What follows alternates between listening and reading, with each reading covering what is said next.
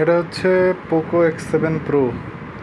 Poco X7 Pro দেখায় এই যে ডিভাইস নেম, এই যে শাওমি হাইপার ওএস চলতেছে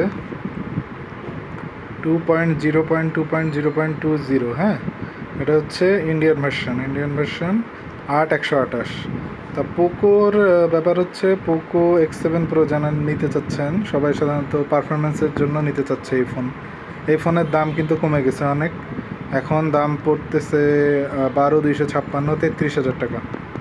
আর 8,256 দাম পড়তেছে 30,000 টাকা। 8,256 আমার এই ভার্সনটা 8,256, এটা আমি বলবো না নেয়াই বেটার। এই যে এটা আমারটা হচ্ছে 8,256, এটা না নেয়াই বেটার। 12,256টা যেহেতু 33,000 টাকা নেবেন, যারা পারফরমেন্স চাচ্ছে, আমি কয়েকটা জিনিস বলবো কেনার আগে। দাম এটার কমে গেছে, কিন্তু এটায় কিন্তু আপনি কানেকশন ইস্যু পাবেন, ওয়াইফাইয়ের ইস্যু পাবেন এবং সিমের নেটওয়ার্ক দুর্বল। ঠিক আছে, এখানে আমার ফোনে 2টা সিম ছিল, দেখেন এখন একটা আছে। ওই সিমের নেটওয়ার্কই পাচ্ছে না।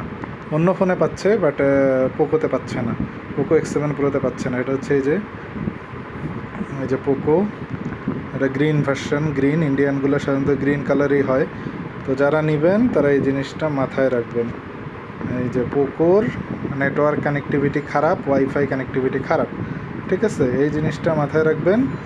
আর দাম তো কমেই গেছে।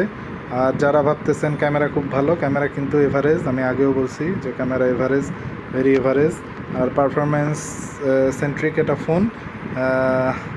যদিও আপডেট দেওয়ার ব্যাপারে কেয়ারফুল থাকবেন।